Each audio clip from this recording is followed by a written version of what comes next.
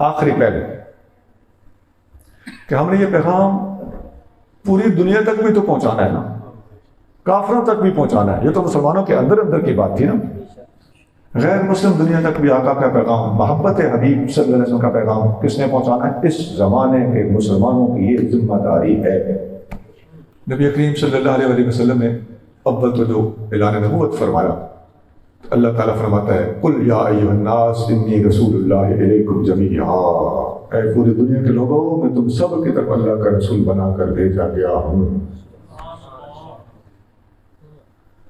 اب جب آقا ساری دنیا کے نبی ہیں تو پوری دنیا تک تبلیغ کرنے کے لیے ذمہ داری کس نے نبھانی ہے؟ آپ آج آپ کے شہر میں سے کسی کتب خانے پہ چلے جائیں، دکان پہ جہاں کتابیں بکتی ہیں، آپ وہاں جا کے دیکھیں سارے کے سارے جتنے الماریاں وہ خانے بھرے ہوں گے، سب کے سب کوئی 11ویں، کوئی میلاد، کوئی انگوٹھے چومنا، تو دعا بعد جنازہ، یہ سب ٹھیک ہے، ہمیں سنت ہمارے نزدیک ساری چیزیں مستحب ہیں ماشاء اللہ. لیکن اس کے علاوہ اگر آپ پوچھیں نا کسی کافر کے خلاف کوئی کتاب لکھی عیسائیوں کے خلاف، تو دکاندار صاحب سوچوں میں پڑ جائے. شاید قسم توڑنے کے لیے کوئی کتاب نکل آئے، ورنہ سونا بہت مشکل ہے کہ آپ کے کتب خانے پر کافروں کو تبلیغ کرنے کے لیے کتابیں دستیاب ہوں.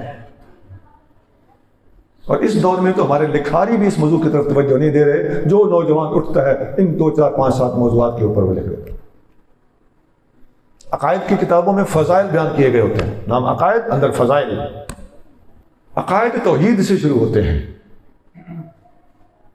اور میں نے عام شام دیکھا ہے کہ ہمارے عقائد جو ہماری اردو کی کتابیں ہیں وہ فضائل سے شروع ہوتے ہیں. اس موضوع پر اہل علم کو توجہ دینے کی ضرورت ہے کہ لوگوں کو سمجھایا تو جائے کہ عقیدہ ہوتا کیا ہے. اور آقا پوری دنیا کے نبی بن کر تشریف لائے، اور قرآن ساری کائنات کے لیے کتاب بنا کر اتارا گیا. اس کے ساتھ ساتھ حبیب کریم صلی اللہ علیہ وسلم نے بیرونی فتنوں پر بھی نظر رکھی. آقا نے 6 بادشاہوں کو خط لکھے کہ مسلمان بنانے. یہ ہے بین الاقوامی تبلیغ. آج اس سنت پہ عمل کون کرے گا؟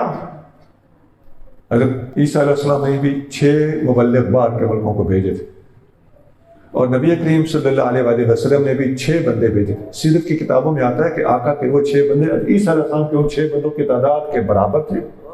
وَكُلُّهُمْ يَتَكَلَّمُ بِلِسَانِ قَوْمِهِمُ الَّذِينَ بُعِثُوا إِلَيْهِمْ. جس بندے کو باہر کے ملک بھیجا گیا تھا اس علاقے کی بولی اور زبان سمجھا کر اور سکھا کر بھیجا گیا تھا جس علاقے میں اس نے جا کر تبلیغ کرنی تھی. یہ ہے بین الاقوامی سوچ. جامع ترمذی میں ایک حدیث ہے، زید بن ثابت رضی اللہ تعالیٰ عنہ فرماتے ہیں کہ مجھے نبی کریم صلی اللہ علیہ وسلم نے حکم دیا کہ میں نے یہودیوں کے ساتھ خط و کتابت کرنا ہوتی ہے، مجھے ایک سیکرٹری چاہیے جو سریانی زبان یہودیوں کی زبان جانتا ہو. جاؤ تم زبان سیکھ کر آؤ. زید بن ثابت گئے، 1 مہینے کے اندر اندر سریانی زبان سیکھ کر اپنے محبوب کے پاس آ کر عرض کرنے لگے حضور میں سریانی زبان سیکھ کر آ گیا ہوں، فرمائیے کیا حکم ہے. آج ہم کسی کو کہیں نا چینی سیکھ کے آ، وہ کہے گا کتوں سیکھا، اکیڈمی کہڑی ہے، ادارہ کہڑا ہے، ملک کہڑے جاواں، ویزا کتوں لواں، اتنے کوئی ادارہ دسو تے کاپی پینسل بھی دیو تو میرے بچیاں کا بھی خیال رکھو. یہی ہوگا کہ نہیں ہوگا؟